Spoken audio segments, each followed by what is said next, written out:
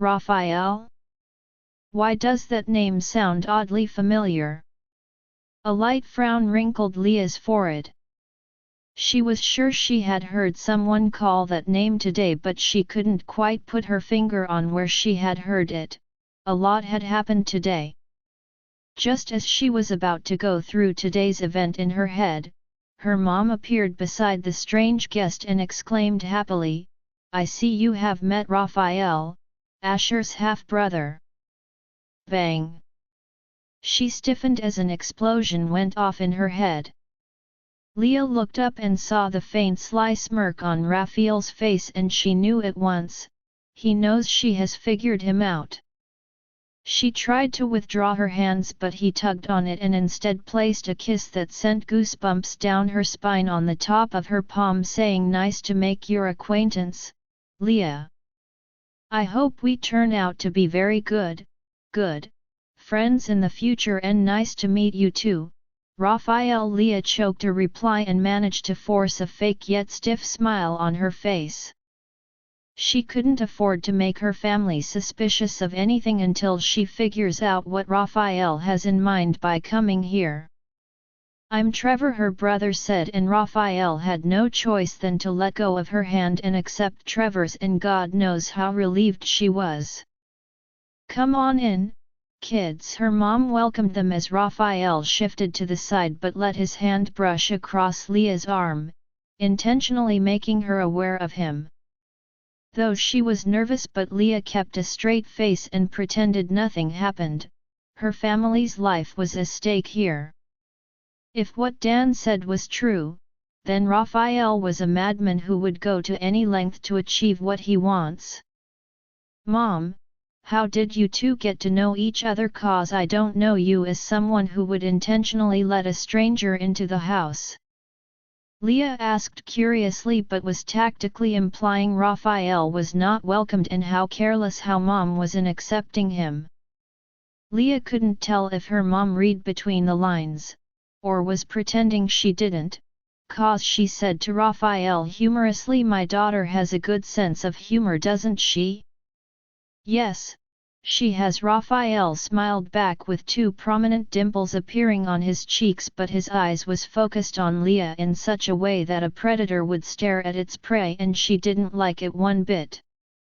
"Raphael here saved me from a robbery attack on my way back from a grocery store and got harmed in my stead," Jenny finally explained and gestured to the cartoon adhesive bandage plastered under his jaw.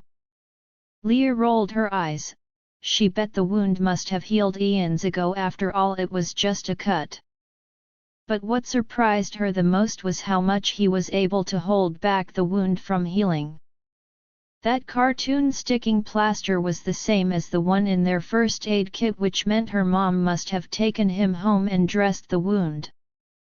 Asher had once told her that supernatural creatures who understood regeneration well could manipulate and use their healing process to their advantage. She surmised that Raphael must have slowed down his healing process in order for her mom not to suspect a thing the guy was really capable. She had to be wary of him. "Thanks for saving my mom's life." Trevor thanked him properly, like a gentleman would. Ever since their dad died, he has been trying to man up and fill in the role of a father in the family, and so far it's been going well, except the times he feels he's now actually Leah's father and has the right to question her movements. After accepting Trevor's gratitude, Raphael's gaze returned to her, and Leah wondered if he was expecting the same thing from her, but of course, she would never fail to meet his expectation. Note the sarcasm. "Thanks very much for staging such a great perform." Leah faltered and then gasped, her hands flying to her mouth dramatically, pretending that she had mistakenly said something she wasn't supposed to say. "I'm so sorry," she apologized with the meekest gaze ever. "It's all right," Raphael laughed it off. "What I mean to say is that, I'm very thankful that you were there for my mom when we weren't. You are the perfect knight in shining armor." She praised him with a smile that didn't reach her eyes. "Now Leah, that's enough flattery for today. You don't want to overwhelm Raphael with your flatteries." Jenny laughed while hitting Raphael playfully on the chest. A gesture which Trevor and Leah noticed caused their eyes met and held. What's so funny in what she just said? Was their mom outrightly flirting with Raphael? They both wondered. Wow, their mom gasped, checking out Raphael's arm muscle, causing the kids to roll their eyes to the point of hurting. They knew their mom's fatal weakness was a handsome face. Leah mentally retched. First it was Asher. Now Raphael? Who was going to be the next? Dan? Zukai? Truthfully speaking, though Asher and Raphael were brothers, but the only similarities between the both of them was the color of their hair and shape of the eyes, nothing else. Appearance-wise, Asher was more handsome, but Raphael was more muscular and had a matured face thanks to the stubble outlining his jaw that truthfully heightened his features. But Leah was now immune to all vampires' charm. Their beauty was just a facade, a glamour that fades once the unsuspecting victim falls into their trap. "Mom, I'll be going upstairs to change," Leah announced to the woman called her mom, who was still flirting with her dangerous guest. "All right, darling, just come down quickly 'cause the food is ready," she replied her and turned to face Raphael, asking, "I hope you wouldn't mind having a meal with us?" "Well? Please, I insist," her mom persuaded him. He broke into a smile. "Sure, why not?" Leah shook her head and climbed the stairs to her room, thinking of ways to break those couples up. There was no way Raphael wanted something good with her mom. He was probably planning on getting to her through her mom. Leah opened the door, but the moment she stepped into her room, the hairs on her body stood on edge. So she spun around but was startled by the sight before her. The man standing right in front of her was of the same make and mold as Raphael, who was currently entertaining her mom downstairs. What is going on? His lips twisted into a smile. "We meet again." Leah felt all the air leave her lungs and instinctively took a step back, her hand coming up from behind towards the door handle. "Turn that doorknob and you'll be surprised how easy it is to snap your mother's neck," came the grim reaper-like voice that almost made her spirit escape her body. Leah shook her head fervently. "This is impossible." "I just saw you," he chuckled, deeply.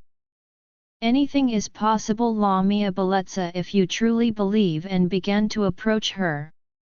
A light bulb suddenly went off in her head. "Oh my god," Leah gasped. "You can replicate yourself, that's your ability." His lips twisted upwards. "You're a smart one, I'll give you credit for that," he said, and closed in on her.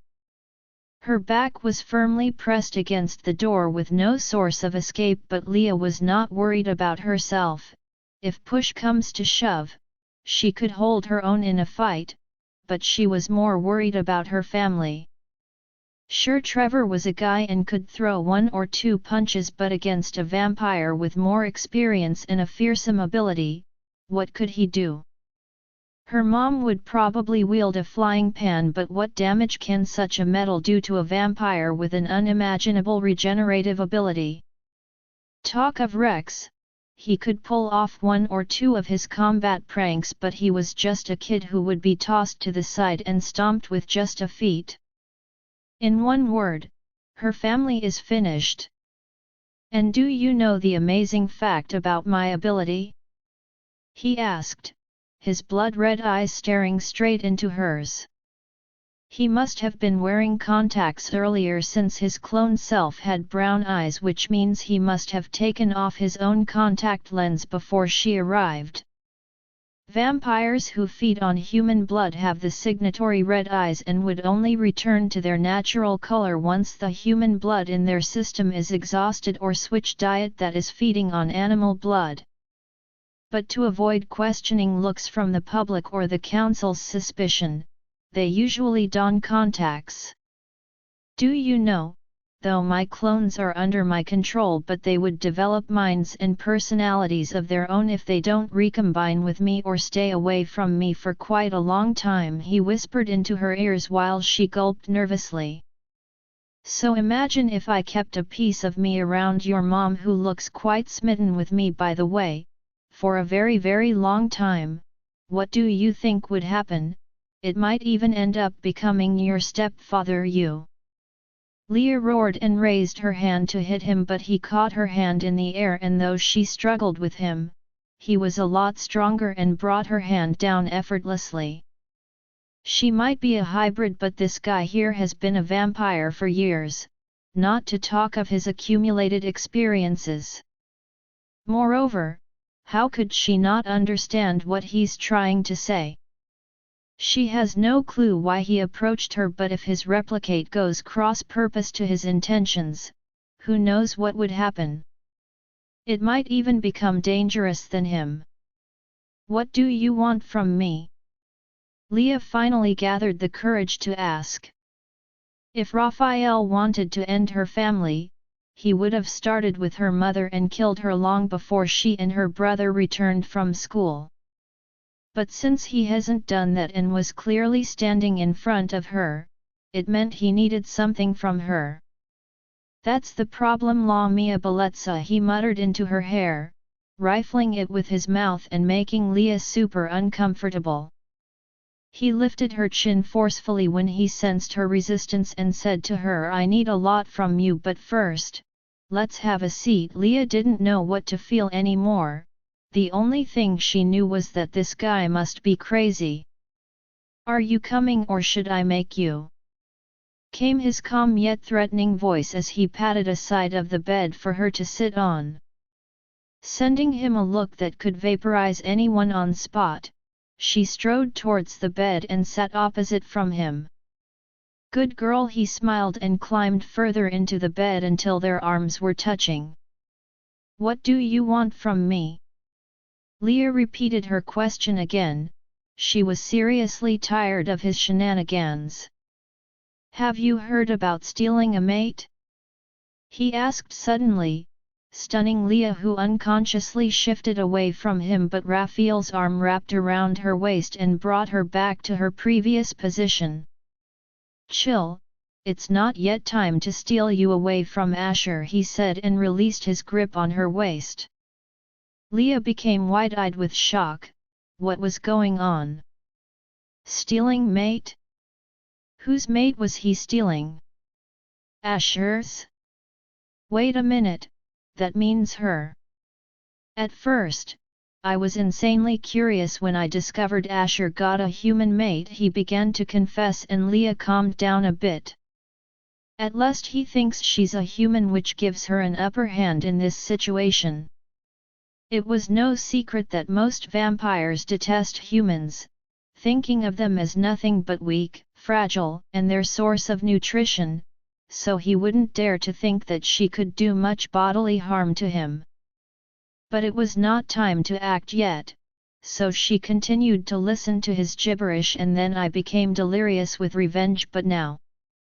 He looked into her eyes with blazing intensity. "I want to know you.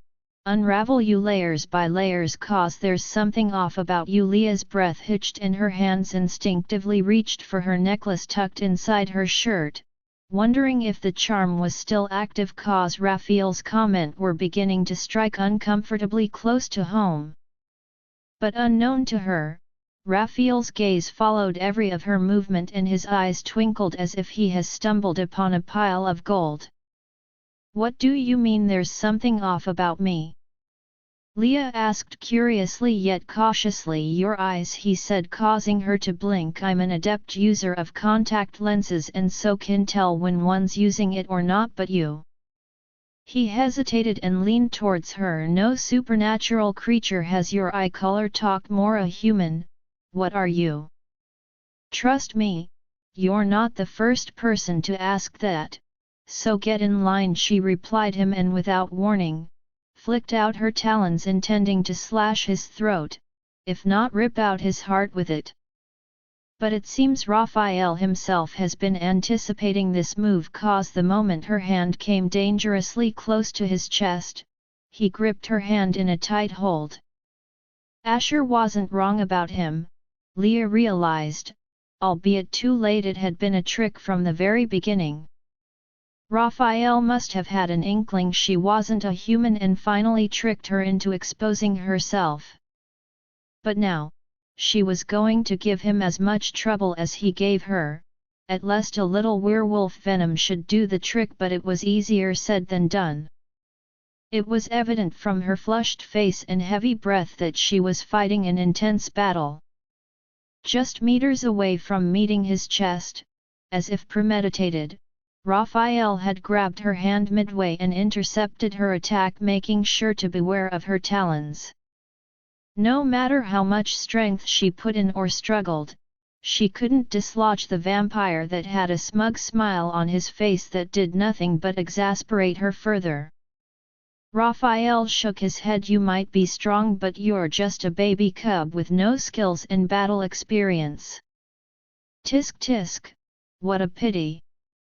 Asher didn't even give you 1 or 2 useful pointers, he goaded intentionally with a moo of disapproval. Incited, Leah wrestled against him frantically and with a swap of her hand, mist gouging out his eyes had he not tilted his head in time, but at last she managed to land a scratch on his cheek.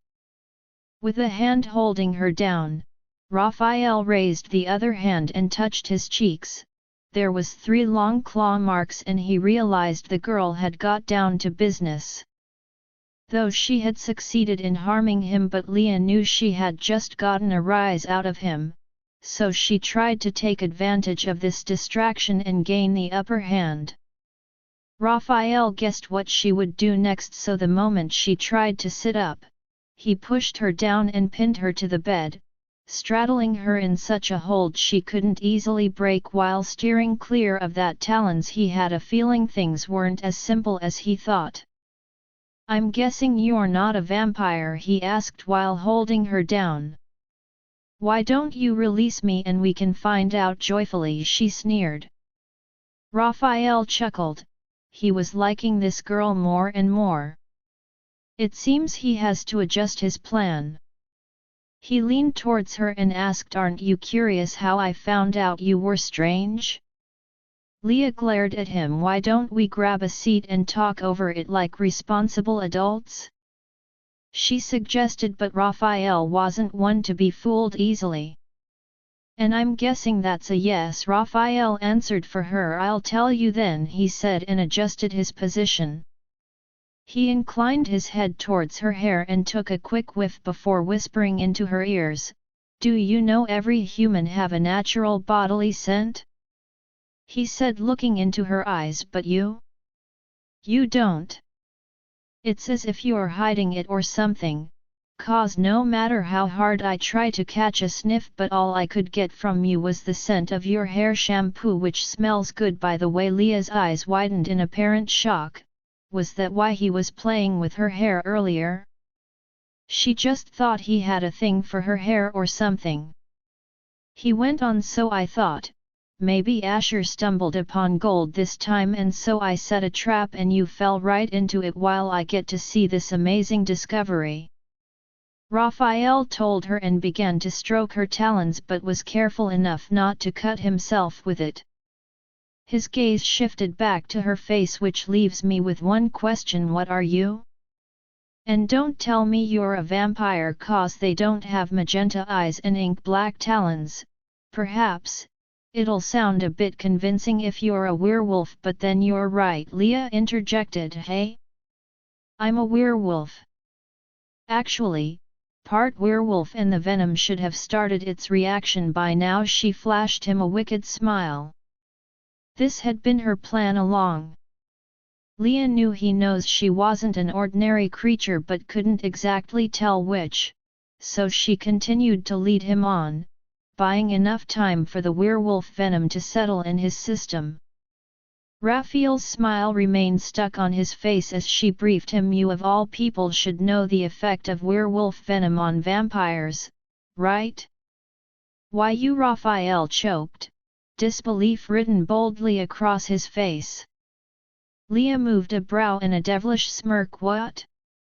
Are you that surprised and overwhelmed that I defeated you at your game? Then she moved her lower limb and kneeled him in the place where the sun never shines. Raphael moaned in pain and rolled off her to the other side of the bed. Leah sprang up from the bed and straightened her rumpled clothes while pouting her lips in annoyance. She has had enough of this nonsense. It seems, vampire or not, a man would always be a man. Cause Raphael was lying on his stomach, hand grabbing the sheet tightly while the other was probably massaging down there. Who knows? She couldn't exactly tell since she didn't have one of those things, but she bet from his reaction it was hurting like a bitch. Almost immediately, Asher and Dan appeared in her room. Asher had this murderous look on his face as he raged. Where is he? Where is? Oh, Dan was dumbfounded for a while before he broke into a smile. Told you she could handle herself, but Asher wasn't interested in whatever he was saying, cause he pulled Leah into a tight hug and she hugged him back, realizing how comforting a hug could be. Thank God you're okay. I thought he had done something to you or worse, taken you away from me, he breathed, guilt and anger crossing his face as he stroked her hair. Leah pulled away and looked up at him. Do something like what? She queried sternly. She could tell Asher, in fact everyone, was keeping something from her. Asher swallowed, but he tugged her back into his embrace. I'll tell you later, but at the moment, let's deal with this idiot. Leah nodded and stepped back just as Dan asked, werewolf venom? While examining Raphael, who lay like a distorted corpse. Leah nodded. Yeah, any problem with that? Dan shivered and shook his head. The girl was really scary. He then pulled Raphael to his feet and teleported away with him. Leah was greatly relieved the moment Dan left with that guy. Hopefully Asher would take care of his copy downstairs. But suddenly she stiffened, her hand reaching for her neck. What's wrong? Asher asked, sensing something was not right with her. Leah gulped. My necklace, it's gone.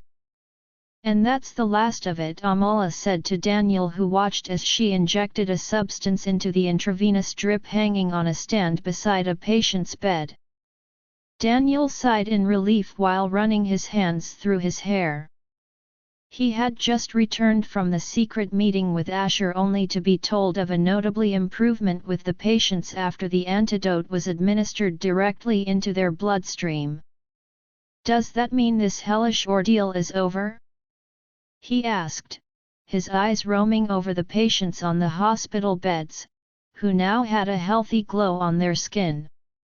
Yes, probably, but we still have to watch their progress, Amala explained. But there's a 90% chance of recovery since the antidote suppresses the virus while giving the patient the chance to heal, and as a supernatural, it shouldn't take that long to recover. She went ahead to place a comforting hand on his shoulder. You've worked hard, Daniel, so it's time to take a rest, Amala told him and began to pack her equipments in order to leave. How am I ever going to thank you? You don't need to bother yourself, Daniel, we're friends, and true friends help each other in a time of need, she told him and began to walk towards the entrance when she suddenly added, but if you are really adamant on paying me back, I'll have you notified when I need your help. Daniel agreed. All right, no big deal, but I'm curious about something. She looked up curiously. About what? The last time we discussed about this attack, you said the annihilated burning eaglet might have something to do with this. What if you're right? Amala looked up intrigued. You've had an encounter with them? Sort of. Daniel nodded. Amala sighed deeply. I've laid a complaint in the council, but they're becoming big-headed. Their influence and success are getting into their head, stopping them from having a clearer picture of what's happening. A deep furrow appeared on Daniel's forehead. So what are you trying to say? What I'm trying to say is, she fixed Daniel on the spot with an intense gaze. If things go the way I'm thinking right now, then we could have another purge on our hands, and this time there's a huge chance the council might lose. Daniel shuddered involuntarily. He hated hearing that word purge, cause his parents had emphasized a lot on that war. They had warned him never to let it happen ever again if he has the power to do so, cause the war takes but never gives. Moreover, if the council loses, then there was a huge problem. Chaos and disorder would descend upon the world. The Burning Eaglet are anarchists who believe in the notion an eye for an eye and a tooth for a tooth, and would definitely melt out their revenge on supernatural creatures who didn't stand by their side during the purge. I see, he breathed before throwing another question. Then, what about Aurelia? Do you believe she's still alive? This time, Amala stopped in her tracks, turned and gave him a questioning look. Why are you suddenly interested in all these? Don't tell, you really encountered Aurelia? Daniel swallowed. Was he that obvious? No, he has to be careful, else he'll put Leah in danger sooner than he thought. Nothing actually, he released a fake laugh. I was just curious about that. Amala's eyes narrowed down suspiciously on him. Really? Nothing else? Daniel met her gaze. He knew that look on her face. She didn't believe him. He had to do something. It was now or never. He blurted out, the cubs needs it. What? Amala asked, confused. I've been spending time with the cubs at the PAX childcare recently. I'm trying to ingrain our history into their mind from an early age. But those little creatures are one curious monsters. They ended up asking questions that was way over my head. He lied through his teeth, and she bought it. That's actually a good thing you're doing here. At least the kids should have an idea of what happened years ago, so when the chips are down, they should be able to make a wise decision using the past history as reference. Amala acknowledged his good works while Daniel was relieved his lie was successful. She went on about Aurelia. I can't really tell if she still exists or not, cause her existence has been nothing but a mystery. But if the Burning Eaglet are back, then she must have contributed one or two things to this unwelcome development. Daniel was more confused. That still doesn't answer my question. Amala smiled. Don't worry, Daniel, your questions will soon be answered by the new seer. His brows lifted. New seer? Miranda, the old seer, has died and transferred the gift to her niece Cassie, and though she's still young and inexperienced, the council has been giving her trainings, and soon enough she'll be able to see, understand, and interpret her visions, she announced and stared straight into Daniel's eyes. Not long from now, we would be able to know everything about this brewing storm.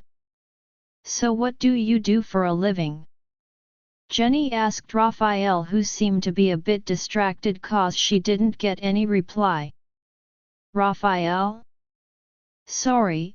Excuse my manners, he said, roused from his thoughts. Trevor regarded the guy slowly. No matter how much he sees it, but he can't help but feel anyone associated with Asher has this dangerous aura surrounding them. And no matter how hard he tries to avoid them, his family keeps getting involved with the Nicoli one way or the other. I was asking what you do for a living? Jenny repeated her question. Oh, about that, I'm a graphic designer. I create and design logos for businesses, websites, and in my spare time, also a freelance animator, creating animation and visual effects for movies, videos, games and others, came Raphael's reply that made Trevor cringe inwardly. He didn't believe a thing Raphael just said. He was sure he must have exaggerated some parts. How could someone be so good at everything? Wow, Jenny squealed in excitement. That must explain the tattoos on your arm, she said, running her hands down Raphael's exposed arms and tracing the tattoo of a dragon drawn there. Raphael smiled. I'm actually quite an artistic and creative human being. He winked at her. I like to follow my passion. Trevor rolled his eyes and was thankful his younger brother Rex wasn't here to see this. He wouldn't want him following their mom's footsteps. Am I the only one, or have you noticed that it's been quite a while since Leah went upstairs? Trevor chimed in and thankfully garnered his mom's attention. You're right, Jenny concurred and stretched her neck to catch a glimpse of the stairs. What's keeping her? Maybe I should go check up on her. Trevor stood up before even finishing his statement and covered the fleets of stairs in large strides. Standing at the entrance of her room, he had raised his hand to knock when he suddenly picked up voices, and they sounded masculine. His brows knitted together into a deep frown. How could someone be in her room? Though he had gone to his room to change earlier, but their mom would have told him if she had a visitor, so how could someone have gotten into her room? Suddenly his eyes widened. Could it be some guy had climbed the tree outside their house and entered her room through the balcony? Was his sister in trouble? Without knocking, Trevor pushed open the door and stepped in, expecting to stumble upon a particular scene playing in his mind, but the reverse was the case. Trevor was surprised when he saw his sister lounging on the bed and operating her laptop. She glanced up at him, quite startled to see him in her room without warning. Don't you remember that's a word called knock before entering? Leah queried, brows drawn together in a displeased frown. Where is he? Trevor asked, his eyes darting around the room as though a police officer looking for an evidence in a crime scene. Where is who? She asked with a confused expression on her face.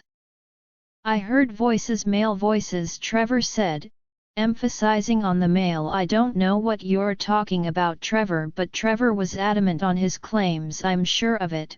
I absolutely heard voices, 2 distinct voices to be exact. Leah massaged her brows. I really don't know what's going on with you, Trevor, but I can assure you, I've been alone all this while. Perhaps the voices you heard must have come from my laptop.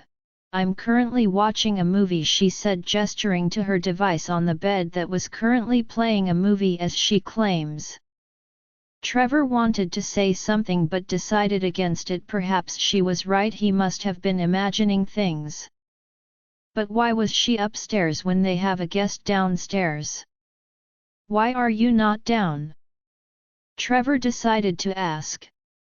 Leah gave her brother a dirty look. Are you really asking as if you don't know? Trevor took a deep breath. How could he not know? But Jenny was his mom for good and for bad, and there was nothing he could do to change it.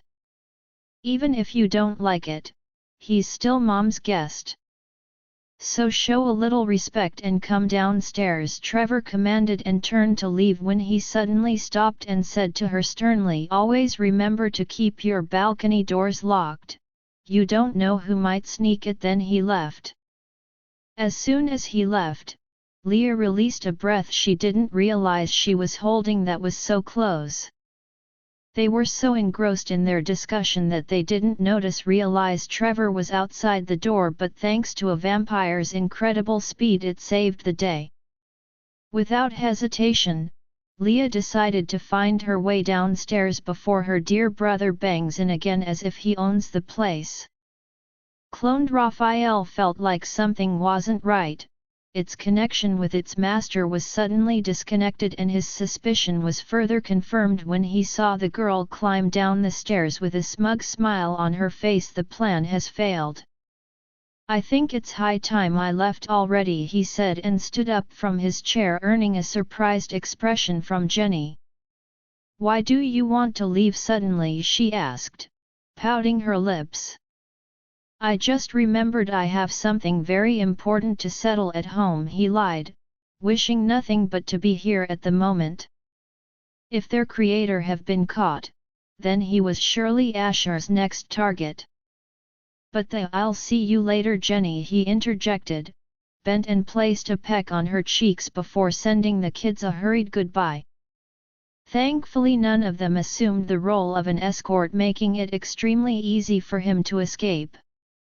But as soon as he went outside, a hand was placed on his shoulder and the next thing he knew, he found himself in an unfamiliar place. But before he could say Jack Robinson, his heart was ripped out of his chest and body set ablaze as he crumbled to the ground. "Where is he?"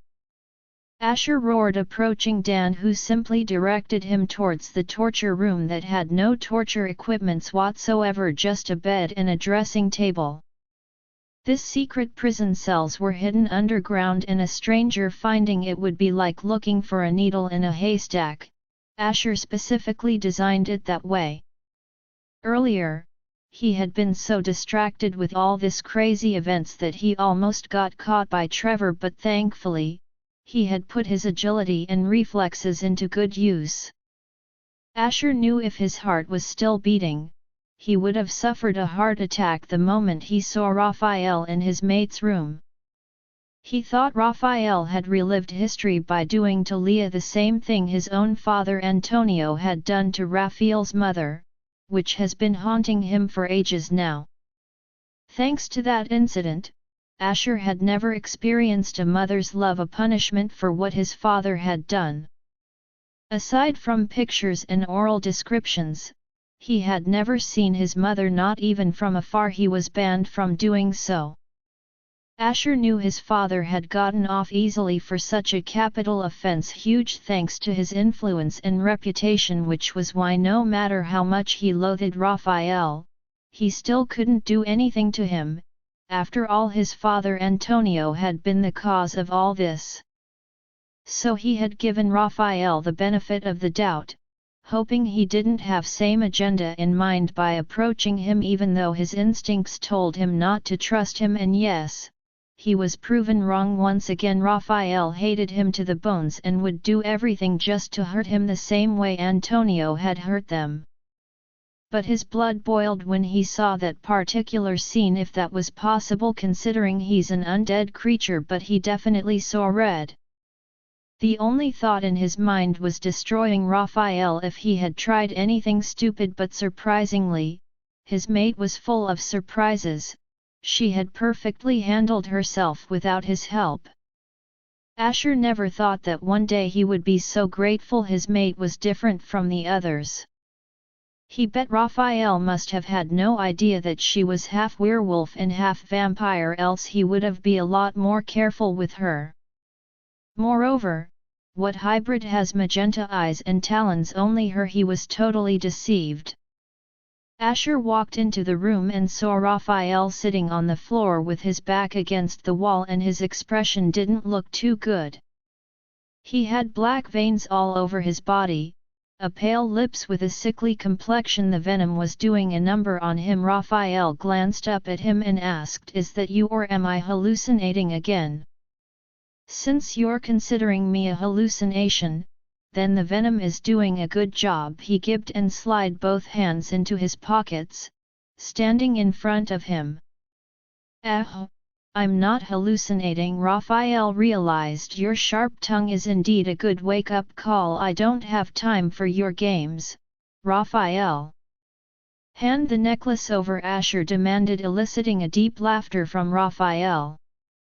He slipped his hands into the pocket of his shirt and brought out the necklace, letting it dangle in front of him carelessly. "Just as I thought, you're hiding something else," he surmised, gaze burning into Asher's, who looked lost in thought. His mouth lifted. "A penny for your thought." Asher stared back at him with a blazing intensity. "Of course, just thinking of the best way to dispose of you. I know you can't do that, else you'll disappoint Mummy," Raphael said to him with a smug smile. Asher's expression darkened. "I don't care about that woman and would never, so I want you to give me your word that once I rid these venom out of your system, that you would leave Little Town and never come back." A sardonic smile lifted Raphael's lips. "Why should I?" he challenged. "Sure, go ahead and do whatever you want, but I'm sure the council would be delighted to listen to this wonderful discovery of mine." Asher growled, grabbed him by the collar and yanked him to his feet. "Don't you dare think that you can threaten me just because of that woman. If anything dare happens to my mate, I'll make sure to rip out your heart, your real heart this time." But Raphael was unfazed. If anything, he was entertained by how everything was playing out even without meeting her. "You're already a mommy's boy," he taunted Asher, who snarled at him instead. "Why don't you remove the werewolf venom first and we can start negotiations afterwards?" Raphael suggested with a smile. Hands clenched at the side, Asher gritted his teeth, but there was nothing he could do. His hands were tied. He let go of Raphael and turned to order Dan with a wicked smile. "Get me a knife, the sharpest of them all, in the kitchen cabinet, 'cause we're about to perform a strenuous operation." Trevor lay on his bed waiting patiently for the clock to strike 12 while stroking the card in his hand. At the moment it was 55 minutes to 12. He still needed 5 more minutes. Truth be told, he didn't know what he was expecting anyway, but he just had a feeling, call it a sixth sense or something, but he feels that his world would be thrown upside down pretty soon. From the start, he had always felt this town was strange. Unexplainable events keep happening, yet it's swept under the carpet and people go about their business as if it's nothing, like they're used to it. But he wasn't used to it. He had initially thought the town was root deep in occultism, but it was way more than that, yet he couldn't exactly explain it. Yes, strange things happened in the city where he lived before, but there you don't get to see people with chalky pale skins and sometimes blood-red eyes, or some people tell you to stay away from certain people 'cause they're witches. He has been hearing things, rumors, and they claim whatever happened to the Garcia's home was supernatural and not an earthquake, as the authorities claim. The flow of his thoughts was suddenly interrupted when the alarm he had set with his phone went off. It was 12. Trevor lifted the card and glanced at it, expecting what he couldn't describe with words to happen, perhaps some abracadabra, but when nothing happened, he sighed and let his hand fall back on the bed. He must have been stupid enough to expect something out of this world. He got fooled. He would surely give that Will guy a piece of his mind when he gets a hold of him. Absent-mindedly Trevor reached for the card, wanting to take a second glance, but gasped sharply and threw away the card from shock when out of the corner of his eyes, he saw something blink. Heart hammering against chest, Trevor watched the card resting on the ground in horror. What just happened? He swore he just saw something blink on that card, and there was no way that could have been a dream. He swallowed and then hardened his heart against the fear that clutched him as he bent and reached for the card slowly yet cautiously, but something happened. The moment he touched the card, the blinking arrow cursor came alive and he let go with a gasp. What the hell is going on? Just to be sure, he touched the blank card and the blinking cursor appeared again, and this time Trevor wasn't scared but fascinated. He swiftly picked up the card and stood to his feet, but was dumbfounded when the cursor changed direction and a red spot appeared on the card too as Will's words hit him. Once the clock strikes 12 at midnight, go to wherever this card leads you. His eyes moved to the clock. It was 5 minutes past the hour of 12. Could it be? Trevor's eyes widened. This was definitely some kind of GPS, but then fear clutched his heart again. This just proved the fact that there were things happening in this town that were beyond human apprehension. He had a feeling his world was about to be rocked. Trevor searched through his wardrobe and ended up donning a dark hoodie and blank pants. It was already dark and he needed something to camouflage with his surroundings, so he quietly opened his door and peeped around, making sure the coast was clear before he snuck out of his room and made his way to the living room. Meanwhile, Rex has been gaming all night and just when he decided to go steal a snack from the fridge, he caught his brother sneaking out of the house. A sheepish smile tugged his mouth. He bet his brother was up to no good, so he decided to stalk him. He had watched a lot of movies and played a lot of games, and thanks to that, he had learned how to follow someone without getting noticed, and though his brother might be on toes, but he's naturally not vigilant. But Rex was confused. Did his brother not know where he was going? Sometimes he would just walk in circles, other times he would stop at a place and retrieve his steps before heading to another direction, making it incredibly difficult to follow him without getting caught. But Rex prevailed. He was a strong kid and would see this to the end.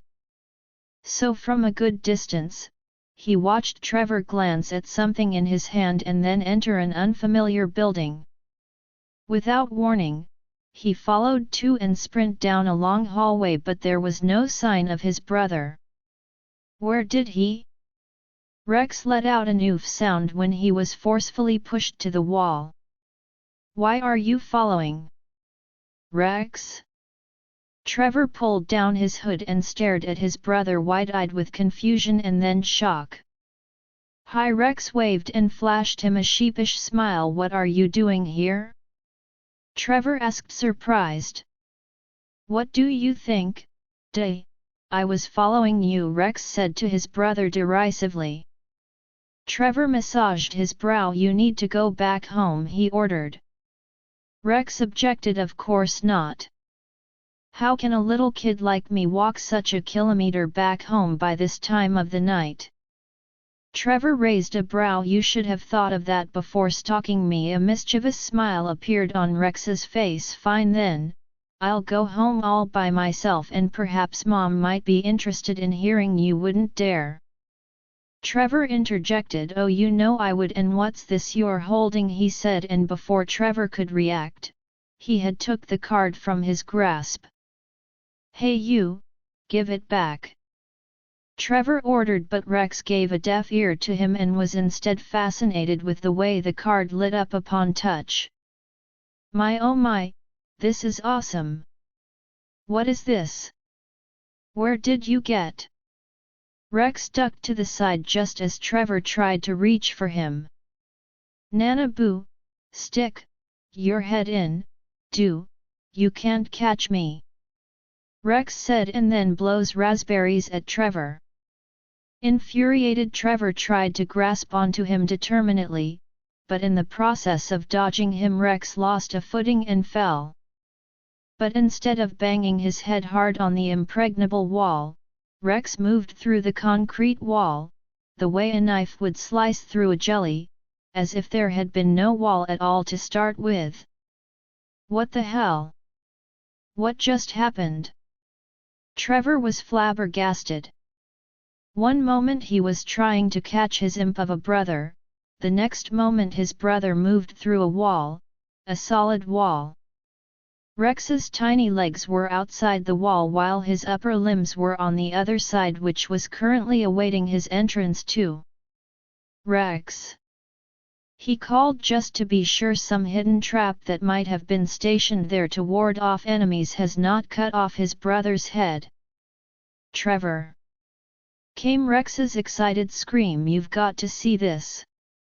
He said and pulled in himself completely.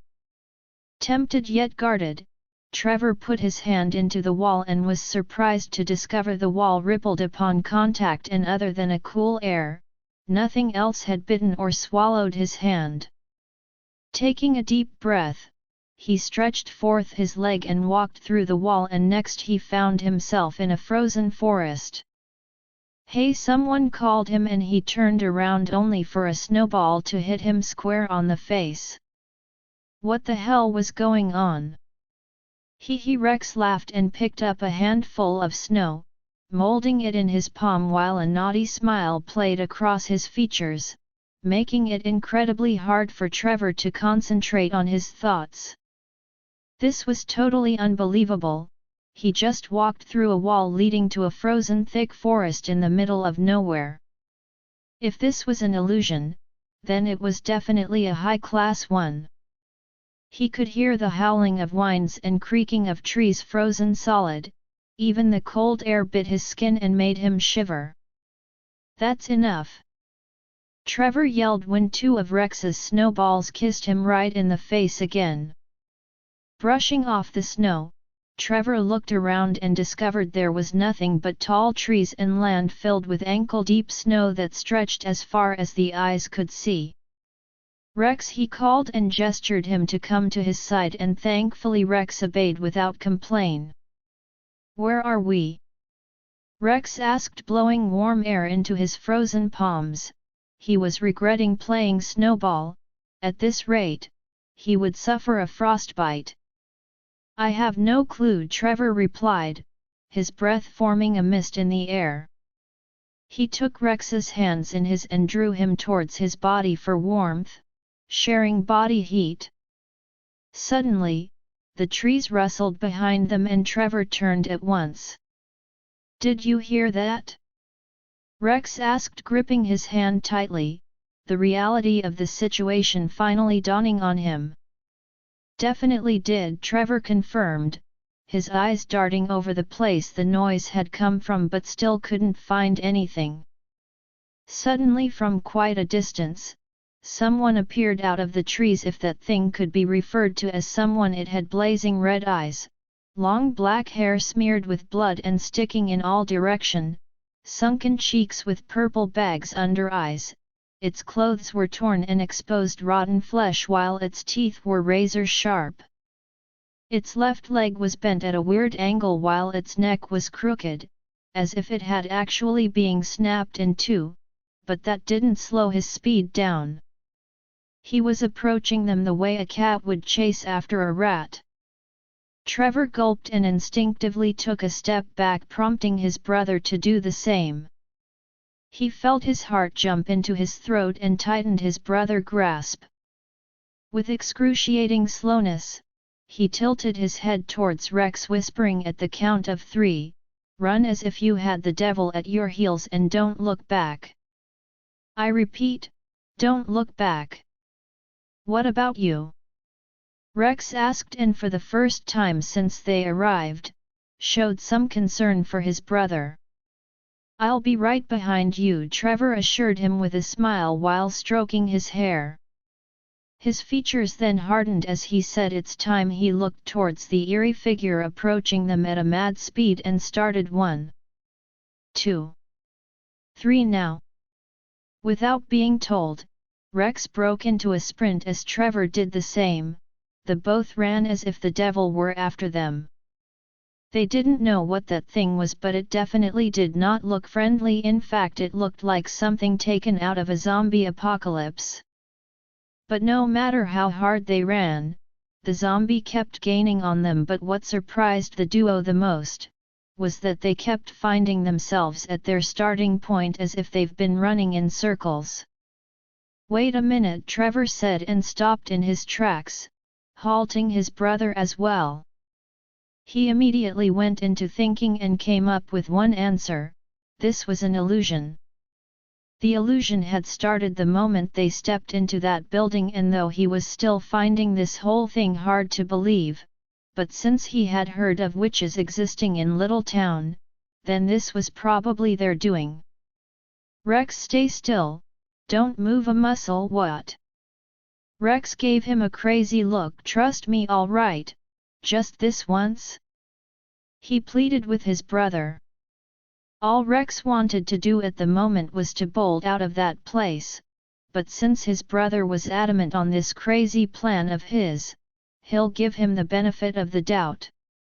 Rex bit his lower lip. "Fine, but don't say I didn't warn you." Trevor smiled down at him but grabbed his hand tightly in case, just to ensure he wouldn't be able to break his promises.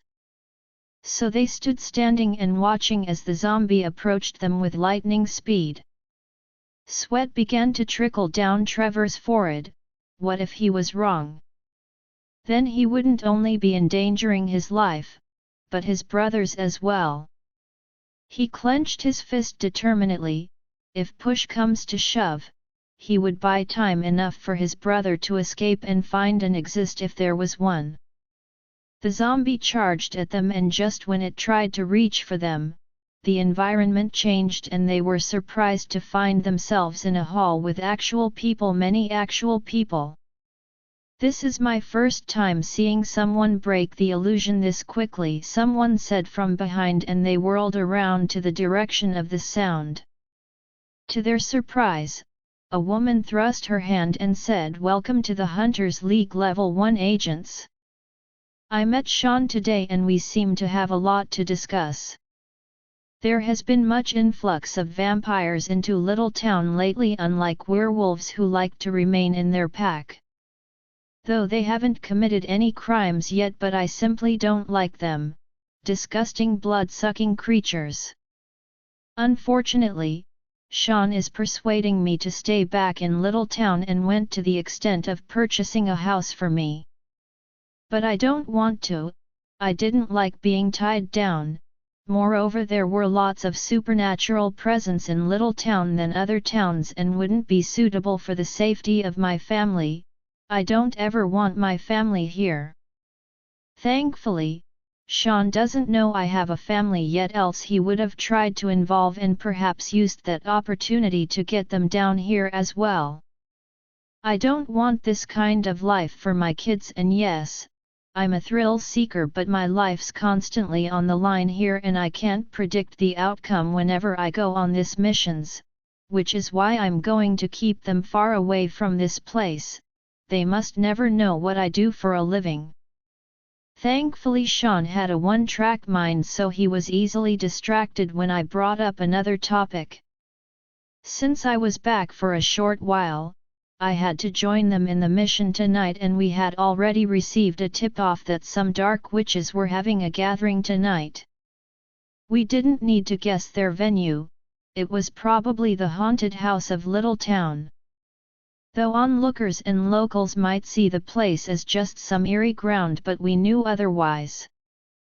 That haunted house has been there for generations and contains incredible demonic energy that supplies and intensifies a dark witch powers after a blood ritual is performed, and thanks to that, is considered a sacred ground.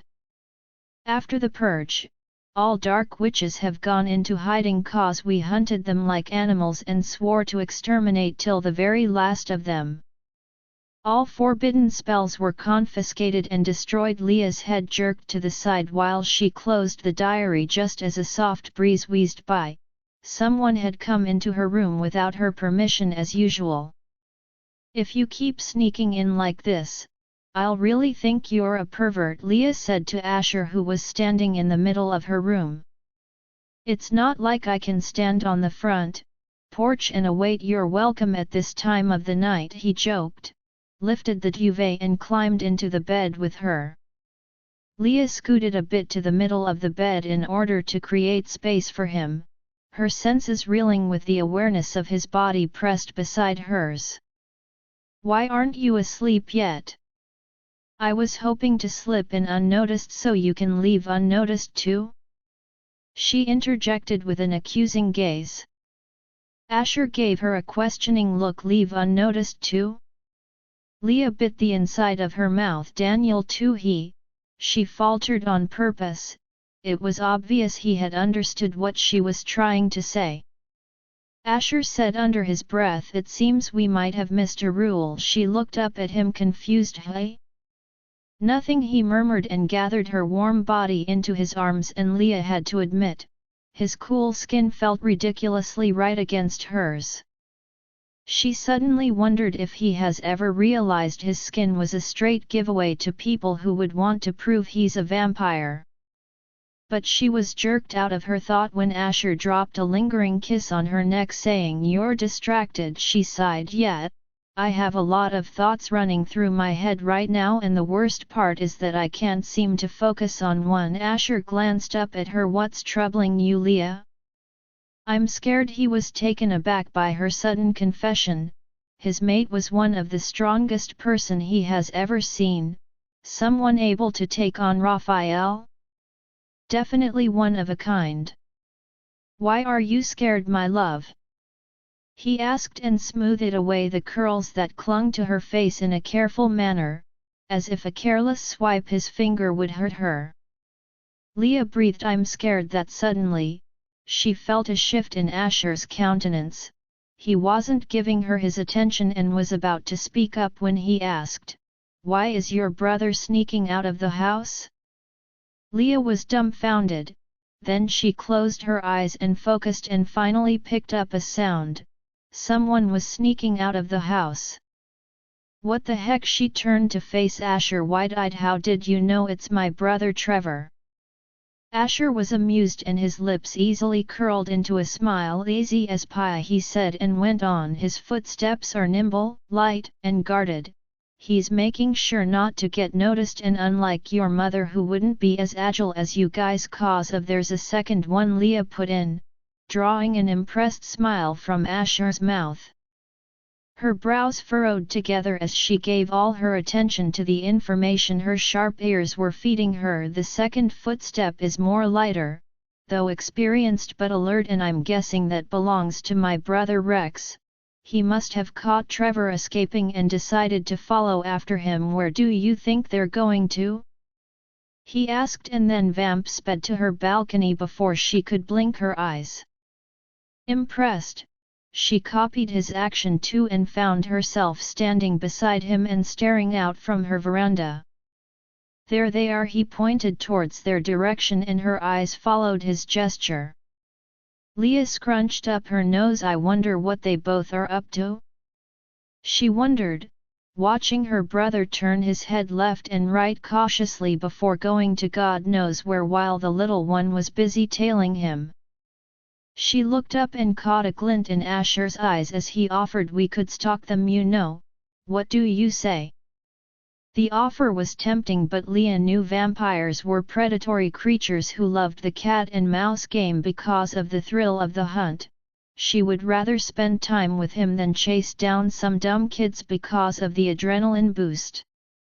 Moreover, since Rex was following that knucklehead Trevor, then he was sure to keep him from doing anything stupid.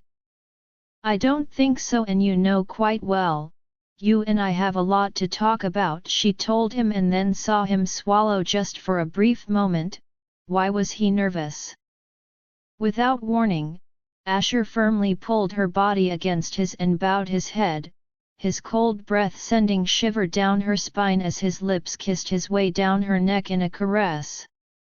Leah threw her head back and her toes curled up, but as much as she enjoying this, she knew it was only a distraction. Don't think you can use this avenue to get away from my question.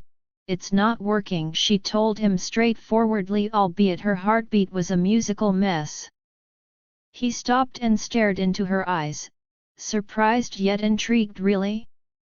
He asked with a now excited glint in his eyes. This is bad, Leah thought. She had awoken the sleeping lion.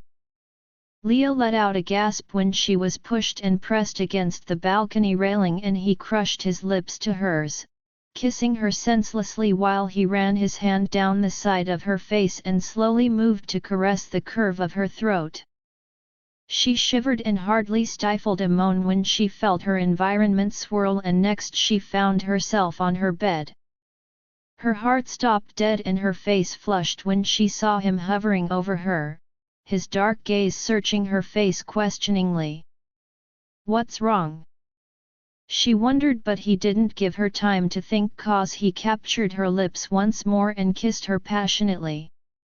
Leah knew she was swimming in a pool of ecstasy and her body was slowly craving him, but there was much more important things to do than this at the moment. Hands on his chest, she forcefully created some distance between them, but when he stubbornly tried to dip his head towards her neck, she bared razor-sharp teeth at him warningly. Without her necklace on, she knew his desire to have her was intensified, even though the kiss was initially a plan to distract her from asking questions. She flipped him over and straddled his hips instead and ordered, "Speak now," but he drew a deep breath saying, "You can't go to school without the necklace, Your scent is a special invitation to any supernatural creature 10 meters within you." He was moving away from the topic again, but as much as she wanted to punch him, this issue was relevant as well. "I figured that out, though I'll have to come up with a pretty reasonable excuse to convince my mom to let me stay home." Asher smiled, a mischievous smile that told her he was up to no good. "What?" she asked. Her eyes narrowed, but he simply wrapped his arms around her waist and sat up with her still attached to his hips. His lips curled up. "I have this concoction." Her brows raised interestedly. "It makes vampires sick." She frowned. "But vampires don't get sick yet, but we used it to cover our tracks over the years when humans became too suspicious of our uncanny appearance and temperature." "Oh, no wonder," she murmured. "So what does it do?" "Usually taken in a small quantity cause it induces a fever, but it's extremely torturous to vampires because it alters our body temperature. It makes your inside feel like burning mountain lava, but I think you'll take a higher dose since you're half vampire," Asher explained, but she couldn't help but gulp nervously. Hybrid or not, what if it worked either ways and she was about to swallow a molten lava down her throat? "What happens if one takes a larger quantity?" Leah asked curiously. Asher shook his head. "No vampire is sane enough to try that unless you want to burst into flames, and as a matter of fact, the drug is called sunshine for that reason." "What about my necklace? Did you get it from Raphael?" she asked unexpectedly, and as expected, Asher's countenance changed. "I recovered it from him, but it suffered some damages. Dan would have it repaired at Sabrina's tomorrow," he answered, but she sensed an edge to his voice. She leaned closer towards him and whispered into his ears, "Care to tell me about your relationship with Raphael now? This cat and mouse game is getting tiring." Leah then pulled back a little but didn't look away. She had her gaze trained on him, scrutinizing his every expression. She felt him withdrawing, trying to put up his shield, and was quick to say, "You know you can't hide it from me forever, Asher. I'll find out sooner or later, and thankfully Ben is a blabbermouth," she reminded him tactically before adding, "Please." His eyes bore into hers and his tongue flicked out to touch his lower lips, a gesture she would have found extremely desirable if she wasn't hell-bent on ripping the truth out of his mouth. "Fine," he breathed, but asked, "Are you sure you want to keep sitting on me as the story goes on?" Contrary to his expectation, she wrapped her arms around his neck and shrugged. "I'm cool." Asher readjusted his position and started, "My father stole a mate." Leah stiffened before she took a deep breath and urged him to continue. "My father Antonio and Raphael's mother Helen were lovers and planned settling down for eternity, but it turns out fate suddenly gifted her a mate, my father's friend, Ezekiel, aka Raphael's father. Resisting the mate bond is literally impossible, and so she succumbed to Ezekiel, and all went well until your father took her away." Leah completed with horror on her face. "And that's the same thing Raphael wants to do, an eye for an eye." Just as he thought, she began to freak out. Leah got off him in a flash and started to space to and fro her room, gasping heavily and chanting, "Oh my God, this is bad." "Leah, listen to me," Asher told her, but she wouldn't listen until he backed her up against the wall, eyes staring into hers with blazing intensity. "Raphael would not do anything to you," he stated. Her brows lifted. "Says who?" and her face twisted into a bitter grimace. "You know I never asked for any of this, I never wished for this kind of life at all." She barked at him, but Asher let her. Transferring her aggression on him would make her feel better. "I have enough on my plate already. I have to make a decision between you and Daniel, have to look out for the council, and now this." Leah couldn't finish what she was saying cause she began to breathe fast and deep, causing Asher's eyes to widen. She was hyperventilating under stress. Without wasting time, Asher carried her and placed her on the edge of her bed. He drops to a squat and with his hands cupping her cheeks, said to her, "Aaliyah, control your breathing," but she continued to inhale much deeper and much faster breaths than normal. "I can't!" She screamed. "I don't know how." His hands on her cheeks tightened. "Don't breath with your mouth, just inhale and exhale slowly through your nose." He tried to coach her when she just kept gasping for breath, but Leah was far from listening. Asher then leaned forward and pressed his lips against hers, and though she struggled, her strength was no match for his and was easily overpowered in no time. His lips didn't move, just stayed firm against hers, and after a while, she was left with no choice than to breathe through her nose. They stayed that way until he felt her get her breathing under control and pulled away. But it seems Leah wasn't pleased nor satisfied with the unfulfilling kiss, cause she grabbed him by the collar and pulled him into her, capturing his lips in a slow, hard kiss. She felt her heart hammering against her chest as she wound her hands into his hair, enjoying its silky goodness. Leah let out a startled gasp and felt electricity travel through her when Asher took advantage of her open lips to run his tongue around her fangs that had protracted on its own. "Asher!" she gasped and pulled away when she realized she took things further than intended. Hands capturing her cheeks, Asher closed his eyes, leaned forward and pressed his forehead against her forehead gently and confessed, "Raphael is not the only one," he went on. "I think I might do much more than my father if you choose Daniel." Leah gulped, and instead of feeling butterflies in her stomach, she felt nauseous. Why were things getting more and more complicated? She couldn't reply him. What would she say anyway? His eyes snapped open and she felt her throat dry up. There was always something so special and so hypnotizing about this green eyes of his, but right now, there was something more. Leah could see his pain and struggles in there, and she couldn't help but gasp sharply when her heart suddenly tightened in pain. Was this as a result of the bond? Asher, realizing he had mistakenly let her in on his emotions through the bond, withdrew at once. "I'm sorry," he apologized with an earnest gaze as he saw her clutching her heart. "That was your emotion, wasn't it?" she asked, and he slowly nodded and sat beside her on the bed.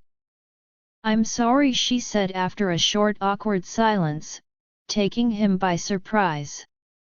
Asher turned towards her. "Why are you sorry?" She gave him a wry smile. "I think I might have been too selfish, concerned over myself without realizing how hard it is on the both of you." "It is not your fault, Leah. You didn't ask for any of this," he told her straightforwardly, but she objected. "Neither did you nor Daniel." "Fine," he breathed and put his arms around her neck, drawing her close to him while she rested her head on his shoulder. "But I promise you, I'll never let Raphael harm you in any way." Her head turned up. "Isn't there a way to get rid of Raphael without you know?" She pursed her lips. "Killing him?" Asher sighed. "Raphael is like a weed, the more you uproot him, the more he grows back, and at the moment he has an advantage over, he trails off." As soon as their eyes meet, Leah bit the inside of her mouth with a knowing smile. "As me, isn't it? He knows about me and he's using that against you, right?" He nodded and she took a deep breath before rising to her feet, asking, "When do I get to have my sunshine?" "Sunshine is not sushi, Leah. That could really hurt you bad," he reminded her with a serious look. He could have compelled her mother to let her stay at home, but he's been using his powers a lot more than usual lately, and if such spree continues, someone was bound to discover his secret sooner than later. But Leah rolled her eyes. "Fine, Mr. Grumpy Pants, let's get this party started." Unlike Trevor and Rex, they didn't need to sneak out through the entrance door. The balcony worked well for them. Neither did the height bother them. They just had to look out for prying eyes. Asher had packed his car down the street, so all it took them was a simple jog to reach it, and next they were driving to his place. "Why your place?" Leah asked as soon as he started the car.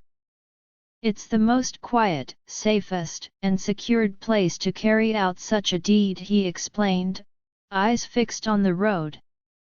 When they finally arrived at his mansion, Leah was surprised when he led her through another door instead of the usual entrance, of which required his iris to be scanned before they were granted access. Why are here?" Leah asked, staring at the room with a 3D wall panel and unrecognizable equipments here and there and a surgical table. It looked more like a lab, a secret lab. But he didn't reply, instead commanded her to lie down on the table. She wanted to protest but decided otherwise and quietly lay down on the operating table that had a metal built-in strap. "Do we really need to do this?" she asked Asher, who was busy strapping her legs and hands in place. "This is a safety measure, to keep you from hurting me or yourself," he answered and made his way to the cabinet, rummaging through it until he located a small gin bottle with a shimmery gold liquid inside it. He returned to her and commanded, "Open up." Leah stared at the drink in his hand cautiously before she took a deep breath and said to him, "I trust you," and gave him access to her mouth. Her words took him by surprise, but he simply cleared his throat, unscrewed the cap, tilted her chin upwards and then poured the entire content down her throat. "How do you feel?" Asher asked after a few minutes while taking a step back. With her forehead wrinkled, Leah answered, "I don't feel weird, if anything it is a lot cooler than I expect." She had yet to finish her statement when a hot scorching heat surrounded her body and she screamed Bloody Mary.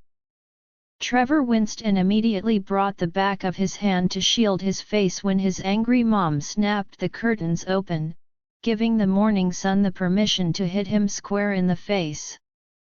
He groaned and instinctively turned to the other side of his bed, only to discover another body was occupying that position, a head full of blonde silky strands and a petite body, definitely Rex. How had he sneaked into his bed? Did Rex sleep together with him last night? Was he that tired to notice his younger brother had crept into his bed? At the count of 3, the both of you should stand to your feet without delay. Their mother boomed, but no one stirred.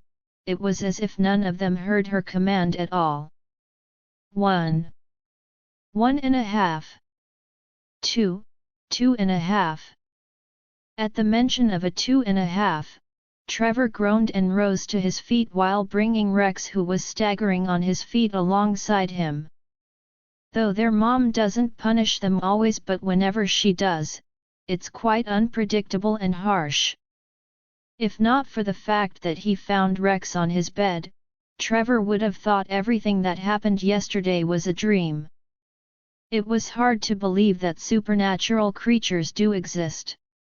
"Don't tell me you both stayed up late at night when you two knew clearly today was a school day," their mom began her scolding, and he grimaced. How was he supposed to know that their secret rendezvous would continue deep into the night?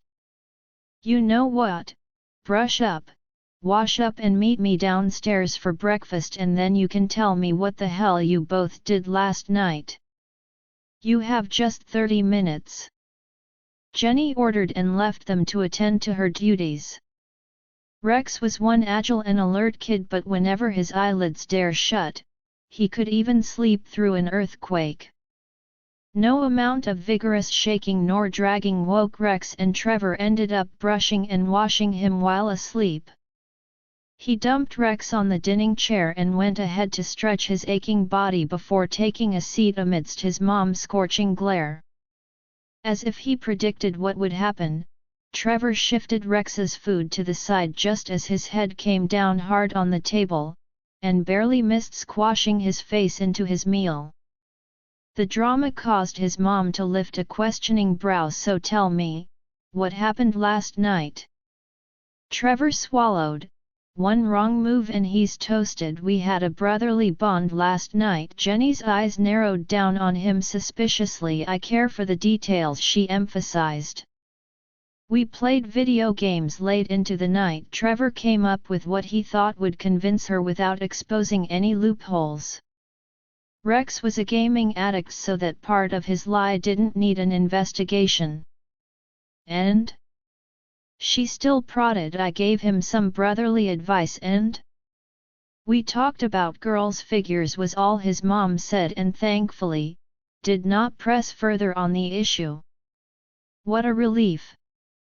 It was no secret to his family that he has not ever had a girlfriend. Talk more, a first kiss. He could hardly approach a girl. It was not that he isn't interested.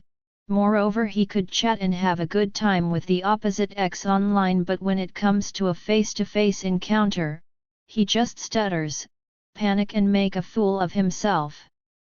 So he resigned himself to fate while taking love advice from his uncertified siblings. Talking of siblings, where was Leah? Trevor looked around just to be sure and asked, "Where is my sister Leah?" "She's always an early bird." Jenny sighed and massaged her temple. "She came up with a fever. I'll have to call the school and let them know she wouldn't be able to make it today," said his mother. Trevor's mouth twitched. He would be taking the bus to school today. His sister would not be able to drive and he wasn't aged enough to own a driving license. "I'll take Rex to school. You should go already." Jenny checked the watch on her wrist. "You're running late already." Trevor stood and grabbed an apple from the fruit bowl and then, in the guise of dropping a kiss on Rex's head, whispered into his ear, "Remember the code." Then he pulled away, kissed his mom goodbye, grabbed his backpack and walked out of the house. But the moment he closed the door and turned around, he was shocked to discover his sister's clingy friend standing right in front of him. "You scared me," Trevor told him with a hand on his chest. But surprisingly, the chatterbox Ben didn't reply, instead kept staring at him in a way that made the hairs on his skin stand on edge. But Trevor decided not to read meaning into it. After all, Ben was a human and would do nothing to him. He wasn't a vampire like the principal. He guessed his mother must have informed him about Leah's illness, since the two of them were inseparable like conjoined twins. You can't find one without the other. He pointed towards the door. "Are you here to see Leah? She's..." Trevor trailed off as soon as he saw Ben's eyes glow an eerie green. But before he could scream for help, he found himself falling on his knees as he said out loud, "Master, your servant is here to serve you. Today is gonna be a good day," Ben sang aloud in the bathroom while the hot shower caused steam to form on the glass-tiled wall. Once he was done, he dried his body with his towel and walked into his room naked. The cold morning air flew through the opened window and hit him on the skin and on certain areas of the body that were deprived free air regularly.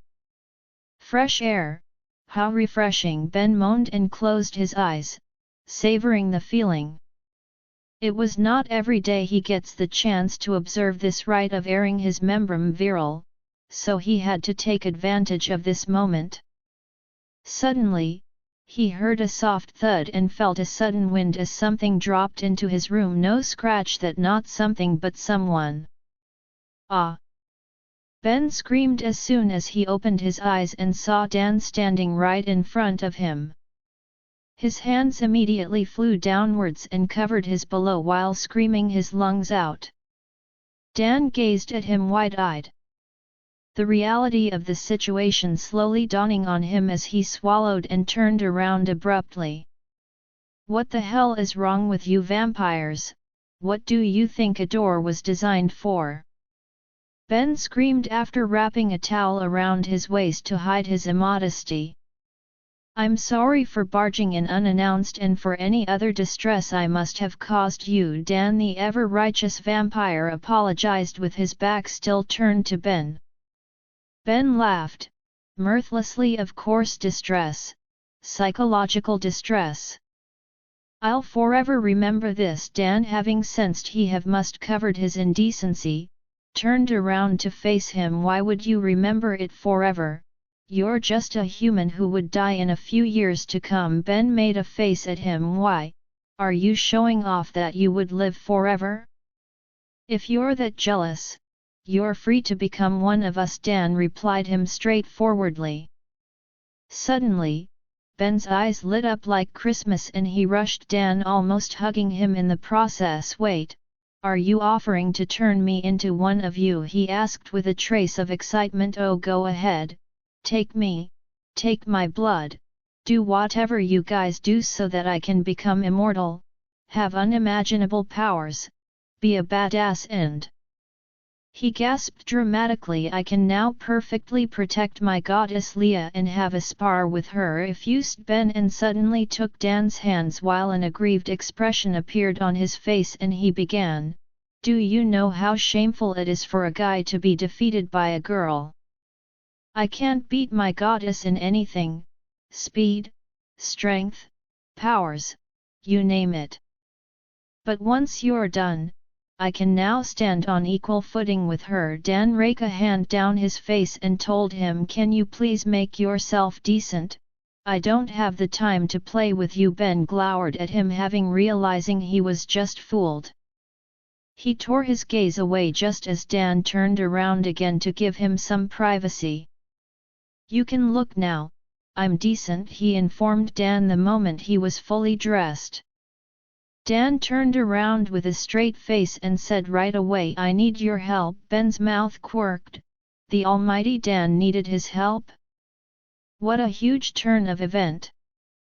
He folded his arms across his chest. What do you want from me? I need you to run a little errand at Sabrina's before heading to school, Dan briefed Ben.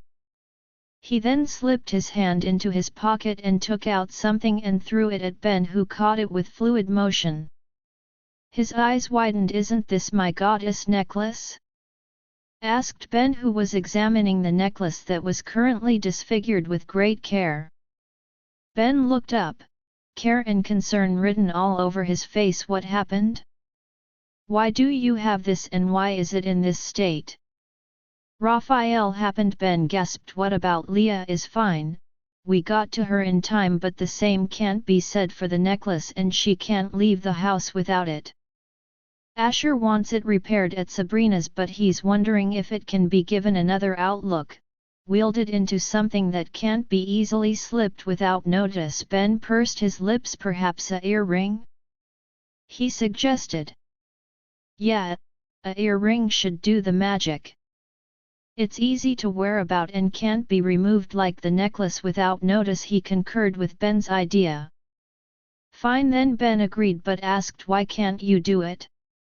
Dan grimaced like someone reliving an embarrassing memory. I have an idiot to rescue, but I'll drop you off before leaving. Cool, Ben said and rushed to fetch his pack back.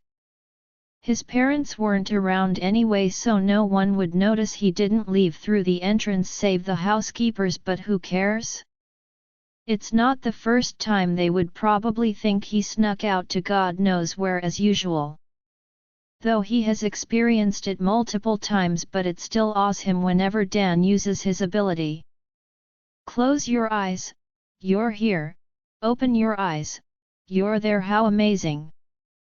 They arrived right in the middle of her sitting room just as Sabrina walked in. Whenever you two are together, I'm guessing something has happened and you need me to clean up the mess, she said with hands akimbo and a slight frown. To Ben's surprise, a smile curled up Dan's face. He approached Sabrina, pressed her against his body and kissed her sweetly while Ben went red in the face. When did these two become mushy with each other? Finally, after a few minutes of an intense kiss, they pulled away and Ben couldn't have been happier. Thankfully, Dan saved his breath by explaining everything to Sabrina before leaving. Follow me, Sabrina said to him and led him into a room he had never seen before since coming to Sabrina's place. The room was illuminated by red lights, giving the place a romantic yet dangerous ambience. There was a lot of thick-covered books resting on shelves, wooden dolls, some animals' parts floating or suspended in flask beakers and glass containers, carved masks, necklaces and a lot more others he couldn't describe. I heard about your idea. Sabrina paused as her phone rang, but she ended the call and continued the earring should the phone rang again. She took a deep breath. I'm sorry, but I have to take this call. Sabrina turned to leave but stopped as if something came to mind. And please, do not touch anything. I repeat, do not touch anything, she warned sternly. Fine, fine, I won't touch anything. Cross my heart, he assured her when she gave him a doubting gaze. Why don't any of you have a little faith in me? He murmured beneath his breath as Sabrina left to answer her call. No sooner had she left did Ben begin a tour of the place. Wow, the place was like a personal museum. Suddenly his eyes rested on a porcelain Venetian mask. What a masterpiece! He exclaimed as he took in the beauty of the ornament. Looking left and right cautiously, he went on tiptoes and unhooked the mask from where it was hung. It wouldn't hurt to take a closer look. But no matter how much he admired this beauty, the urge to try it on overpowered him, and without wasting time, he wore it. Ben took a selfie. Oh, the mask looks so good on me, he moaned in pleasure and took another and another till he was satisfied. Surmising Sabrina would be back soon, he tried to take off the mask and return it before she noticed it, but he was surprised when the mask didn't budge one bit, as if it was stuck on his face. He tried again and again to no avail. He was about contemplating another approach when he felt a burning sensation on his face and began to scream. He put all his strength into taking it off, but he couldn't, as the mask slowly melted into his face. No, I've got everything under control here. Yet, I would hand it over to the council tonight. Of course, there won't be any disturbance. I casted an invisibility spell on it. Nobody would be able to see it save me. Yeah, all right. See you guys tonight. Sabrina ended the call with a sigh. Ever since the mask came under her protection, her fellow sister witches wouldn't let her rest. They were all concerned about the safety of the mask, and she couldn't exactly blame them. That Venetian mask wasn't an ordinary mask, but the soul of one of the most powerful necromancers was bound, sealed and tethered to it. Though people claim there were some good necromancers, but Sabrina knew that was a complete fallacy. Even if they claim to be good, but just like the dark witches, necromancers practice dark sorcery, and whether they liked it or not would be consumed by that innate darkness sooner or later. Their close association of death makes it incredibly harder to deal with them, which is why even when bound, it still caused some problems at the town it was being held and had to be conveyed to Little Town, a place of immense magical energy strong enough to ward off its powers, and would soon be handed over to the council, who would finally take care of it in their own way, no questions asked. Sabrina hardly ended the call when she felt in her spirit something was wrong. Someone had touched something he wasn't supposed to touch. Ben. She ran to her sacred room, and just as she feared, Ben was gone, and so was the mask. Impossible! How had Ben breached the invisibility spell? She was sure the spell was on and working before she left. Then how had Ben seen it? The mask was supposed to be invisible to the eyes, then how? But that was not the problem at the moment. Finding Ben was the problem. If what she thought was right, then Ben was already possessed, which meant Little Town was in deep shit, and so was she. The council would not let her off easily. She had failed to fulfill her task. Sabrina ran her hands through her hair in frustration and then picked up her phone and called Leah. Leah was Ben's best friend and would know of his usual hideout. She would have tried a locator spell, but the necromancer was smart and had blocked his location already. After all, necromancers are witches too. Just with the ability of reanimating the dead, Sabrina eventually gave up when she didn't answer after a while and instead summoned a portal to her place. Once she arrived, Sabrina was shocked when she saw Leah on the bed, shivering and moaning in pains. "What the hell? Hey!" she called and placed a hand on her forehead, but withdrew at once when the scorching hotness burned her. "I don't understand this kind of fever. I think I have to take her to the hospital." Jenny trailed off as soon as she opened the door to her daughter's room and saw a complete stranger standing in the middle of the room. She looked around her environment in shock and questioned sternly, "Who the hell are you and how did you sleep?" Sabrina commanded and snapped her fingers as Jenny crumbled to the floor at once. She then casted a spell that moved Jenny out of Leah's room and dropped her on the bed in her own room instead. Sabrina walked to her bed, sat down and cradled Leah's head in her arms. "Hey, wake up!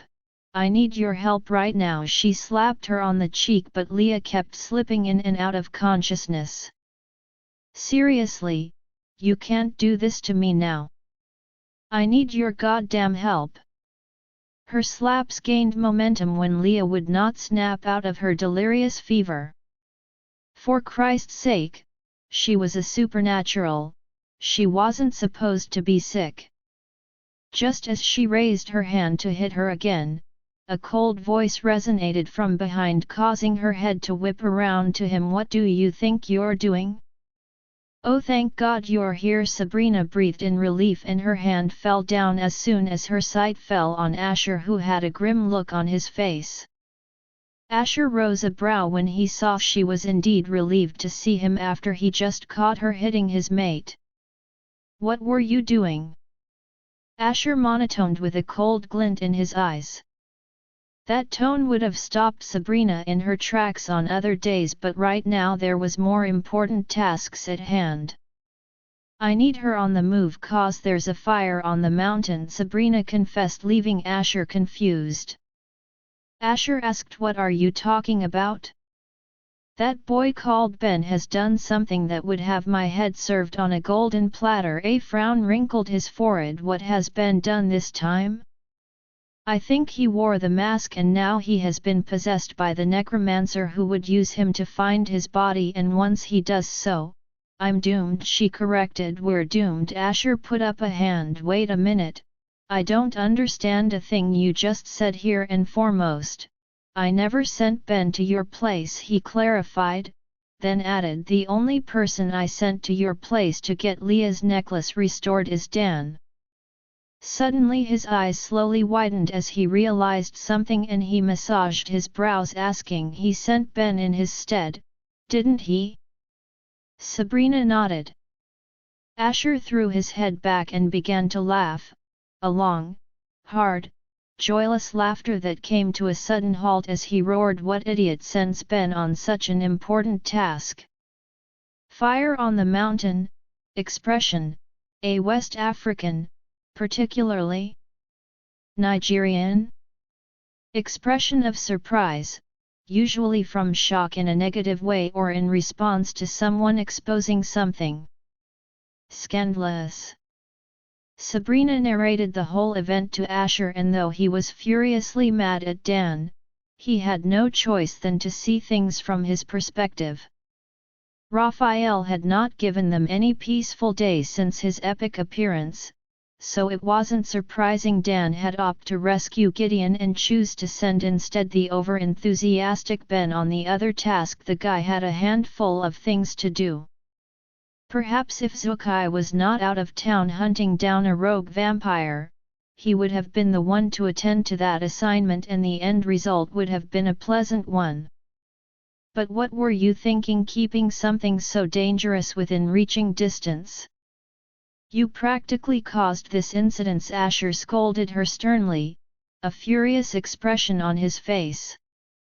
But Sabrina's expression was no better, her eyes were blazing with anger. "For your information, I kept that mask in my sacred chamber where I could have my eyes on it 24 hours a day. Moreover, I casted an invisibility spell on it, which still puzzles me how Ben was able to break through that spell." She roared back with her fist clenched at the sides. Asher doubted her claim. "Contrary to what you're thinking, perhaps the spell was not strong enough," Sabrina wanted to retort back, but she threw her hands up instead. "You know what? I don't have time to quibble and distribute blame with you while that necromancer is out there, probably trying to regain his powers. So you can either help me out here or suck it up." "Fine then, what do you want me to do?" Asher gave in at last with a sigh and raked his hand through his hair. Sabrina turned towards Leah. "First you can start by telling me what is wrong with your mate." "I gave her sunshine," he confessed. "What?" Sabrina yelled. "Have you gone nuts? Perhaps you've forgotten she's a hybrid and not a full-fledged vampire. I had no choice than to do it. Besides, I thought as a hybrid, her symptom was not going to be as severe as a vampire's, but it seems I was totally wrong, and this proves she's more in tune with her vampiric side to her wolf side." Sabrina rolled her eyes, exasperated. "So in one word, you're trying to say she's of no help to me today?" "As you can see," came his answer, "but I would need a bit of a background story before heading out with you so I can know what I'm about to face and probably prepare myself for the worst case scenario," Asher told her, and she acknowledged his request. "Name is Michael Lawrence, and as you know, he's a necromancer who wreaked havoc on several towns until the council sent their finest mage after him. But it wasn't that easy to kill such a necromancer because of the very element he manipulates, so they had no choice than to rip his soul out of his body, bind and tethered it to the mask, and his body destroyed.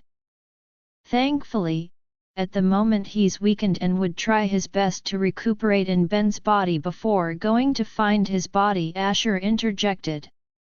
"Bingo!" She grinned at him. "But I sure hope tonight is not a full moon." Asher's expression changed. "What happens if it's a full moon?" Sabrina took a deep breath and looked him straight in the eyes, saying his body was destroyed on a full moon, so he would need a full moon to reanimate his body. But if he doesn't find it on time, he can choose to take over his host's body completely if it's to his liking, which means Ben is a goner. We need to find him as soon as possible before it gets too late, and I'm guessing we have to finish Ben off if such a thing happens," Asher surmised with a disturbed sigh. Even if he liked that kid, he was just a human whose life was destined to be short unlike his, and wouldn't put himself in such danger just to rescue him. But since he is his mate's sidekick and bestie, he has no choice than to dive deep into the fire. Once that necromancer takes over his body, the Ben we know, that idiotic Ben you know, would be gone forever. "There's no two ways about it," she stated firmly, hoping he got that information into his head. "Fine, let's find Ben then," Asher said, but asked afterwards, "How the hell do we find that boy? I've just realized I know literally nothing about Ben aside from the fact he's abnormal," he told her, and she shook her head sympathetically. "I would have suggested going to Ben's place, but Michael is smart and wouldn't dare cross there. He knows we are after him. The school would be my next choice, but then this place suddenly came to mind." She hesitated, and Asher's brow rose interestedly. "A place where necromancers are gods?" Asher's lips curled up. "The cemetery." He's building an army, but the words hardly left his mouth when he felt his phone buzz. The assistant principal Sheila was calling him. "Hello," he picked up. "I think you might have to come down to school, there's a lot going down here right now," she responded, causing a frown to appear on his face. "Why? What's going on?" "Pandemonium." "What do you think is going on?" Sabrina asked Asher as they drove to the school. "I don't know, but judging from the noise in the background, I can tell it's not a good thing," Asher answered, clutching the steering wheel tight. This was moments he wished Dan was available to teleport him quickly to the school, and though Sabrina could summon portals, but it consumes lots of energy and was limited. But he drove over the speed limit and pulled up at the school in no time. He literally flew out of the car the moment he saw students running helter-skelter. He grabbed one of the fleeing students whose expression was ashen by the arm, halting him. "What's going on?" Asher asked him, and though the boy tried to speak but no words came out of his agape mouth, it was obvious the poor boy was shocked beyond words. Instead his hands kept moving expressively through the air, but Asher couldn't make sense out of it. Asher had no choice than to let go of the boy. When he felt his phone ring, he slid his hand into his pocket and brought out the phone, watching the name flash across the screen. "Who's that?" Sabrina asked, trying to peek at his screen. "Amala, leader of the Falcon Coven," Asher told her, and she trembled. If Amala knows, that means the council has an idea of what is going on. Asher ignored the call, letting it ring on as he faced Sabrina. "There was no way we were going to hide this forever. All we have to do now is damage control." Just then a familiar voice said from behind, "Oh, thank God you're here." Asher turned around and wasn't surprised to find his assistants with a relieved expression on her features and a heaving chest. "What's going on here?" He passed the question to her. Sheila adjusted her glasses. "Some students were caught exhibiting some disturbing behaviors during class," she explained as she led them inside the hallways bustling with activities. "Students were running here and there." "What behavior?" Sabrina queried interestedly. "It all started when a student picked a pair of scissors and stabbed the other in the stomach, and several other students later carried on with the same routine." Sabrina and Asher stopped in their tracks as soon as the information passed through their ears. "It's a distraction," Sabrina told him. "He's trying to keep us busy, he doesn't want us to catch up with him," and he nodded. Sheila's brow rose up. "Distraction? Who's causing a distraction?" But Asher didn't reply, but ordered her instead, "Call an ambulance and get the rest of the students out of here. The school should be closed down for today." He then said under his breath, "Thankfully today is a Friday, at least it would give him time to come up with an excuse to cover this incident and minimize losses." Though Sheila wanted to inquire further on what's going on, but she knew she wouldn't get a word out of him once he sets his mind. She then asked, "What about those air-disturbing students? They're being restricted in the gymnasium 'cause the kids are behaving like a dog gone rabid. How many are they in number?" Asher inquired while striding to the gym alongside Sabrina. "They were 6 previously, but now 5. Asher stopped and turned to face his assistant. "What about the other missing student? What happened?" "According to eyewitnesses, they claim he left with another student." Amid the confusion, Sabrina grabbed her suddenly on the arm, scaring the poor woman. "Did you get the name?" "Ouch, you're hurting me, and who are the hell are you anyway?" Sheila complained, and Sabrina released her, having realized she didn't control her strength. "Answer the question, Sheila," Asher insisted, and though she wanted to protest, but the look on his face caused shivers to run down her spine. The students called him Trevo. Trevor or something." "Oh my God," Sabrina gasped. "He must have gone to Leah's place since he's now in full control of Ben's memory," she surmised. Sheila stared at them, confused. "Who is in? Who did he leave with?" Asher interrupted her question. "I can't really tell. The students didn't give me a name, but I'm sure they gave a description." He pressed on. Sheila stared at him, mouth agape. How did he know that? "Why yes," she choked. "Mentioned black curly hair. Can't be a coincidence that Ben has curly black hair too." Sabrina interrupted her. "Leah's next." Asher figured out at once. "He's going for Leah. Go, I'll handle the school, Sabrina assured him, patted him on the shoulder and started towards the gymnasium much to Sheila's bewilderment. Join our Facebook and WhatsApp group for more updates, link is given in description. Rest audiobook will be continued in next episode.